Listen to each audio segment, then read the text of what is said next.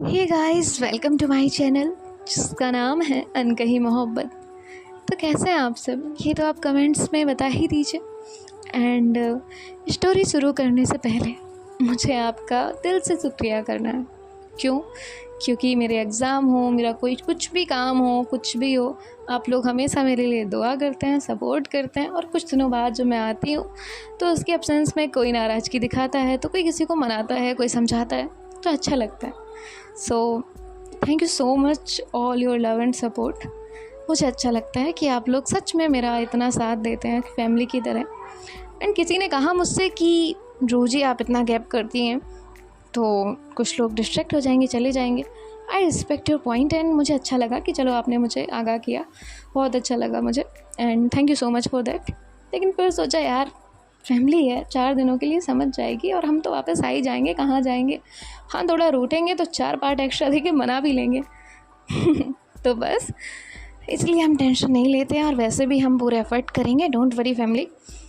चलिए हम आपको कहानी सुनाते हैं, आप आराम से सुनिए, हम प्यार से सुनाएंगे। ओके, सो सुनते हैं कॉलेज लव स्टोरी, यानी कि अदिति और तनिषा की कहानी रूह के जुबानी। अब थोड़ा आगे बढ़ते हैं, जहाँ से हमने कहानी छोड़ी थी उसके कुछ पार्ट आगे, यानी कि इनकी बातचीत हो जाने के बाद। अब नेक्स्ट डे जब कॉलेज होता है तो क्या होता है, कॉलेज की ये सुबह भी दूसरे दिनों जैसी ही थी। थोड़ा रस, थोड़ा लेजीनेस, थोड़ी हंसी मजाक, डिपार्टमेंट के साइड वे में थोड़ा शांत कोना, जहाँ आदि अक्सर सुबह के लेक्चर से पहले बैठ जाया करती थी। आज भी वही हुआ, लेकिन आज आदि अकेली नहीं थी, उसके साथ एक लड़की थी। उसके हाथ में एक नोटबुक थी और बातें किसी टॉपिक पर हो रही थी। दोनों इतने फोकस थे कि बाकी दुनिया जो है वो आउट ऑफ सिलेबस हो गई हो। वो लड़की कभी कभी अपने हाथ से नोटबुक आदि के करीब ले जाकर पॉइंट बताती और आदि बिना इंटरप्शन के उससे सुनती। दोनों के बीच का डिस्टेंस ज़्यादा नहीं था और तनीषा उधर से जा रही थी। इशिका के साथ हल्की सी बातें चल रही थी, पर जैसे ही उसकी नज़र आदि पर पड़ी, कदम थोड़ा स्लो हो गए। एक सेकंड के लिए कुछ अंदर से गलत फील हुआ, पर चेहरे पे कोई एक्सप्रेशन नहीं आने दिया। बस एक ट्रेंड स्माइल लगाई और आगे बढ़ गई। उसके पास जाकर थोड़ा नॉर्मल बनने की कोशिश में बोली, हाय आदि। आदि ने तुरंत नज़र उठाकर देखा। आदि ने कहा, हाय, थोड़ी देर में मिलती हूँ, अभी थोड़ा अर्जेंट है। तनीषा ने कहा, ठीक है। तनीषा चली गई, पर एक बात, कौन हो सकती है वो? अब ब्रेक टाइम हुआ। आज भी कैंटीन वहीं था, लोग भी वही थे, इसिका भी उसके साथ ही थी, पर तनीषा के लिए सब कुछ अलग था। कल तो आदि वेट कर रही थी, आज कहाँ बिजी है। उसकी आंखें बार बार कैंटीन में इधर उधर जा रही थी। शायद आदि आए, शायद वो देखे, शायद एक नॉर्मल सी बात हो जाए। पर वक्त बीता जा रहा था। इशिका ने कहा, चल लंच कर लेते हैं। तनीषा ने हाँ में सर हिलाया, पर खाना उसने महसूस नहीं किया, सिर्फ खाया। थोड़ा और वक्त बीता, तभी आदि अंदर आई उसी लड़की के साथ। आदि के हाथ में एक फाइल थी। दोनों कुछ बातें करते हुए आए। तनीषा ने नज़र उठाकर देखा, सिर्फ एक बार। दोनों एक दूसरे को थैंक यू बोल रहे थे। हैंडशेक हुआ और दोनों एक टेबल पर बैठ गए। बस इतना ही था, और इतना ही काफ़ी था उसके अंदर कुछ टूट जाने के लिए। तनीषा बिना कुछ बोले कैंटीन से निकलने लगी। साइड से गुजरते हुए आदि ने देखा और आवाज़ दी, तनीषा रुको ना। तनीषा रुक गई, पलटी। उसके चेहरे पर ना गुस्सा था ना नाराज़गी, बस एक अजीब सी थकान। तनीषा ने कहा, अभी लेक्चर का टाइम हो रहा है, बाद में मिलते हैं। और इतना कहकर वो चली गई। आदि चुप रही, शायद कुछ कहना चाह रही थी या शायद अभी समझ नहीं पा रही थी। इशिका वहाँ से उसके पीछे पीछे जाती है। इशिका की छोटी सी बात पर तनीषा बिना वजह इरिटेट हो गई। इशिका ने भी कुछ नहीं कहा और तनीषा चुप हो गई। बस आँखों में वो सवाल रह गया, बस एक लड़की थी, पर मुझे क्यों इतना फ़र्क पड़ रहा है? कॉलेज का टाइम अपने स्पीड से चल रहा था। स्टूडेंट्स अपने डिपार्टमेंट से निकल रहे थे। कोई बाइक स्टार्ट कर रहा था तो कोई पार्किंग की तरफ जा रहा था। तनीषा बिना किसी का इंतज़ार किए सीधा मेन गेट की तरफ बढ़ गई। इशिका कुछ पीछे रह गई थी। उसके कदमों में तेज़ी थी पर उसके अंदर एक उलझन थी। तभी पीछे से आवाज़ आई, तनीषा रुको ना। आदि की आवाज़ थी। एक पल के लिए उसका दिल रुका। वो रुकी, धीरे से पीछे देखा। उसके चेहरे पर एक कुछ अलग था, ना गुस्सा, बस थोड़ी शांत। पर उसने कुछ बोला नहीं। उसी मोमेंट पे वो लड़की आ गई। उस लड़की ने प्रोफेशनल और फ्रेंडली टोन में कहा, आदि ये लो अपने नोट्स और फाइल, जो तुमने पूछा था उसमें मैंने थोड़ा और ऐड किया है। तनीषा ने सब सुना, सब देखा। उसने सोचा, पहले तो मुझे रोका और अब मुझे इग्नोर करके उसके साथ बिजी हो गए। क्या मैं इम्पोर्टेंट नहीं हूँ? उसका मूड अब फुल गुस्से में था, पर उसने कुछ नहीं कहा, बस पलटी और निकल गई। आदि ने इधर उधर देखा बट तनीषा जा चुकी थी। अब शाम का वक्त था। आदि भी अपने घर निकल गई। उसके लिए दिन नॉर्मल था। लेक्चर, असाइनमेंट, थोड़ा डाइट, बॉडी और दिमाग में पेंटिंग टास्क। उसने नोटिस नहीं किया कि आज तनीषा ने लंच उसके बिना किया। उसने नोटिस नहीं किया कि तनीषा के चेहरे से मुस्कान गायब थी। उसके लिए सब ठीक था, लेकिन तनीषा के लिए नहीं। तनीषा के रूम में शाम का अंधेरा घुल रहा था। वो अपनी बुक खोलती है पर पढ़ने का मन नहीं होता। उसके दिमाग में सिर्फ एक लूप चल रहा था, वो उसके इतने करीब क्यों थी? मुझे क्यों अवॉइड किया? कल तक तो लंच पे मेरा वेट करती थी, आज एक बार भी नहीं देखा। फ़ोन स्क्रीन पर आदि का नाम फ्लैश हो रहा था। कॉल आ रही थी आदि की। दिल ने कहा उठा ले, पूछ ले सब। ईगो ने कहा नहीं, अगर उसे फ़र्क नहीं पड़ता तो तुझे क्यों पड़ रहा है।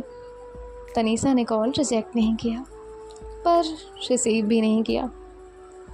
आदि ने एक पल के लिए स्क्रीन देखी और सोचा शायद सो गई होगी, थक गई होगी, और मोबाइल टेबल पर रख दिया, बिना जाने कि आज तनीषा थकी नहीं थी, थोड़ा गुस्सा है।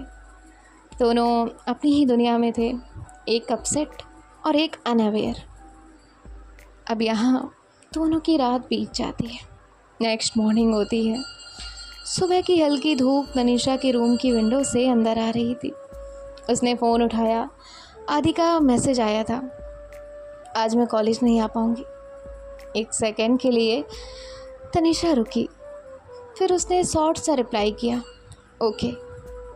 ना क्यों, ना सब ठीक है, कुछ नहीं। आदि ने फ़ोन का स्क्रीन देखा, रिप्लाई पढ़ा और थोड़ा सोचा भी, लेकिन फिर सोचा शायद बस टायर्ड होगी। और ऐसे ही ये दिन भी बीत जाता है। अब इवनिंग होती है, शाम का वक्त था। हल्की हल्की ठंडी ठंडी हवा चल रही थी। तनीषा अपने घर के ऊपर वाली छोटी सी बालकनी में खड़ी हुई थी, जहाँ से सामने का रोड क्लियरली दिखाई देता था। उसका मन अब भी उदास था, कल का थोड़ा सा गुस्सा। तभी उसने रोड पर आदि की बाइक देखी। आदि सीधा उसके घर के फ्रंट रोड से जा रही थी, पर तनीषा की नज़र सिर्फ उस पर नहीं रुकी। आदि के पीछे वही लड़की बैठी थी। दोनों कैजुअल थे। आदि नॉर्मल जैसे स्माइल करते हुए तनीषा की तरफ ऊपर देखती है और एक हल्की सी फ्रेंडली स्माइल पास करती है, पर तनीषा की आंखें सिर्फ उसके पीछे बैठी उस लड़की पर टिक जाती हैं। वो स्माइल तनीषा के लिए नहीं थी, या शायद थी, पर अब उसका मतलब बदल चुका था और दिमाग में एक थॉट क्लियर हो गया। तो ये था अर्जेंट का रीज़न। उसका गुस्सा अब बेपनाह था। कल कॉलेज मिस किया, मुझे अवॉइड किया, और आज बाइक राइड। माइंड में कन्फ्यूज़न ही कन्फ्यूज़न। अब जो आदि है वो घर आकर फ्रेश होती है, उसके लिए सब नॉर्मल था। उसने डिनर के बाद फ़ोन उठाया और तनीषा को कॉल किया। कॉल रिंग होती रही, कोई रिस्पॉन्स नहीं। आदि ने फिर एक छोटा सा टेक्स्ट भेजा, क्या कर रही हो? रिप्लाई थोड़ा लेट, बिज़ी हूँ, टायर्ड। आदि थोड़ा कंफ्यूज होती है, सोचती है कुछ तो ऑफ लग रहा है, लेकिन फिर भी ज़्यादा नहीं सोचती। उसके लिए तो सब ठीक था। तनीषा का शॉर्ट रिप्लाई भी बस टायर्डनेस ही लगा, लेकिन उसे क्या पता तनीषा अब सिर्फ टायर्ड नहीं थी, वो आदि से खफा थी।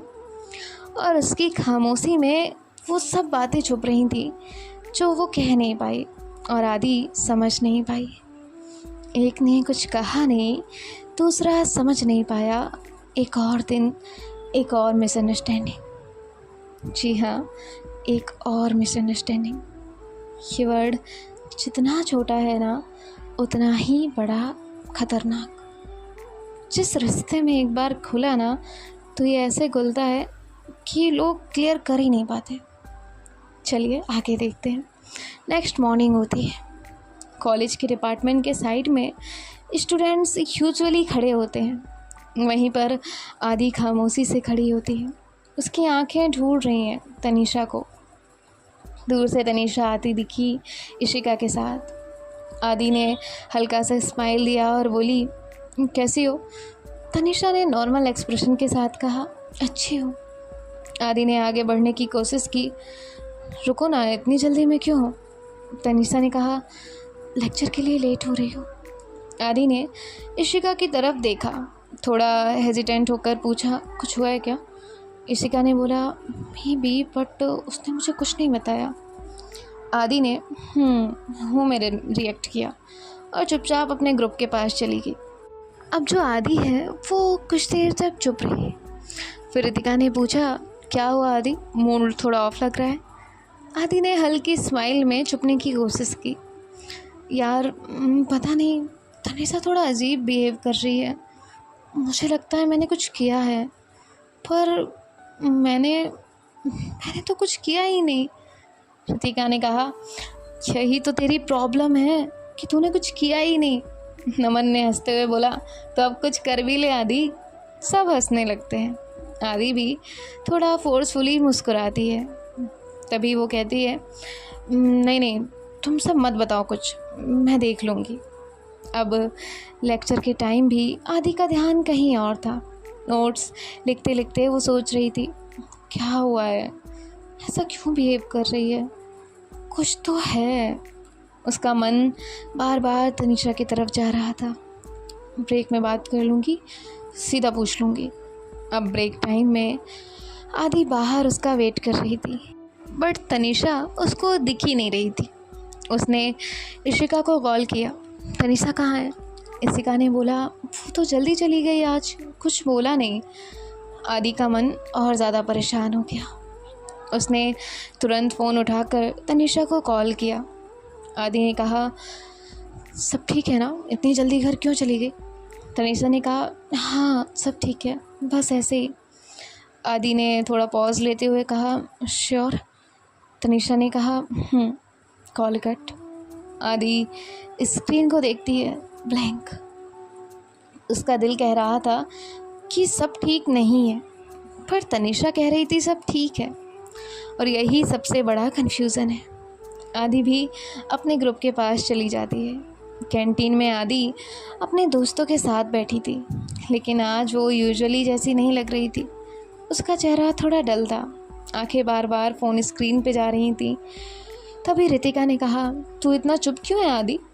आदि ने कहा, बस ऐसे ही, तनीषा जल्दी घर चली गई आज, कुछ बात भी नहीं हुई ठीक से।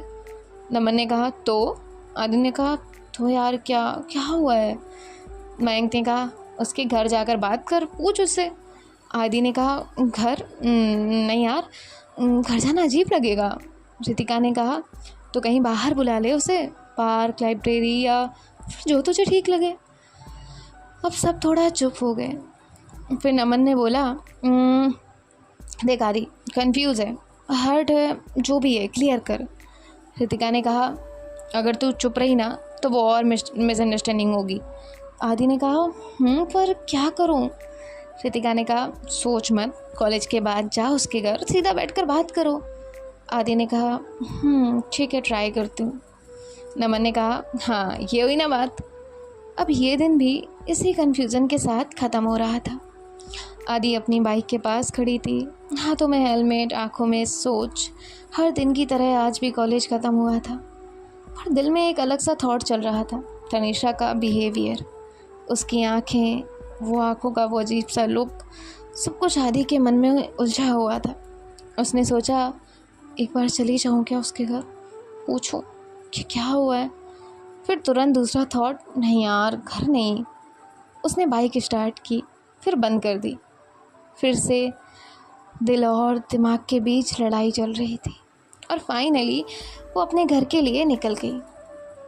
घर जाकर भी आदि का मन शांत नहीं हुआ। वो हर बार फ़ोन उठाती, फिर रख देती। फिर फाइनली उसने कॉल कर ही दिया। रिंग जा रही थी। तनिषा ने फ़ोन उठाया। तनिषा ने कहा हाँ। आदि ने हल्की सी स्माइल के साथ बोला, तनिषा सब ठीक है ना? आज कॉलेज से बिना कुछ बोले चली गई। तनिषा ने कहा हाँ, बस थोड़ा टायर्ड थी तो। आदि का दिल हल्का सा धड़का।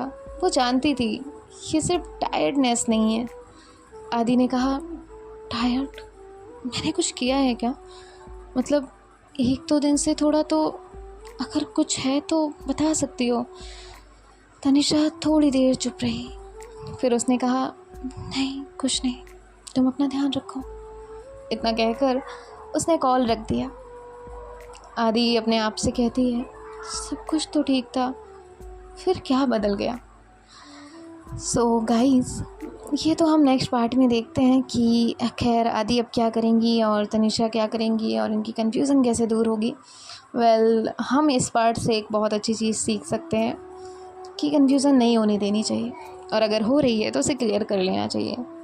मिसअंडरस्टैंडिंग, शक, कुछ चीज़ें ये ऐसा दीमक होती है ना जो रिश्ते को पूरी तरह से बर्बाद कर देती हैं, खोखला कर देती हैं। आपके पास एक वो आउटर स्पेस बचता है पर अंदर सब खाली हो चुका होता है।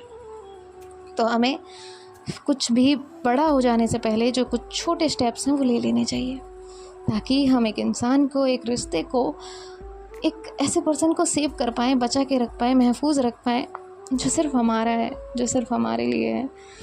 और उस रिश्ते को, उस प्यार के रिश्ते को शक नाम की दीमक ना लगने दें, क्योंकि वो खोखला कर देती है, पूरी तरह से सब कुछ बिगाड़ कर रख देती है।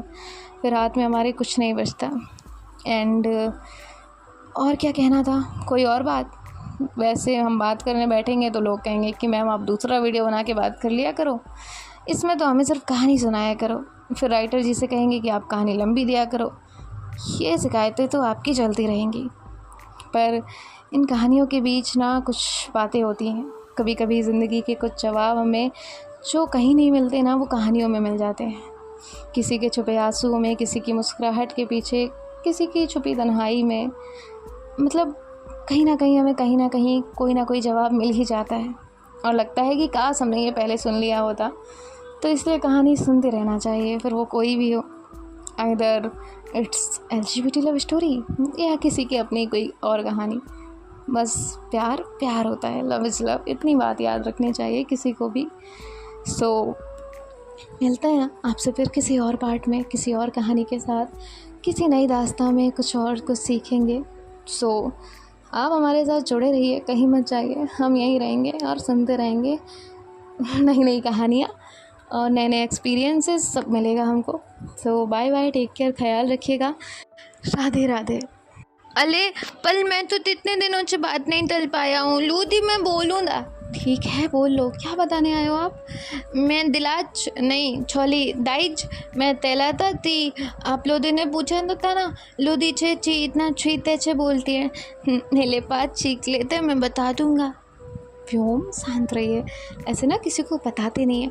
पल मैं बताऊँगा। नहीं बताओगे डांट पड़ेगी हमारी। पल तो आप तो दाँत देगा, आप तो छप तो दाँत देती हो। चुप दाइज, मैं बताऊँगा। ठीक है बताइए। वो मैं तहलाता थी इतना छुईत वाइज का लाज ना, मैं बताता हूँ, फिर आप लोग भी तलाई करना और बोलते देतना ओते। छुईतनच का लाज है नेता जूझ भला गिलास बीच लो पे तो आप भी पीना। और लोधी तो मुझे चली नहीं तलती तली थी, इसमें जो ही तोला पी लो। अच्छा तोली होता है, मुझे भी तो भला गिलास अच्छा लगता है। ऐसे पूरा दर तलते मैं पी जाता हूँ, फिर भी नहीं देती तती दुताम हो जाएगा। दे तो ना, मुझे तो आती है। ठीक है गाइस, मैं जा रहा हूँ, bye bye home bye bye guys. इसकी मत सुना करिए, मैं बिल्कुल ऐसा नहीं करती वरना कोल्ड हो जाएगा।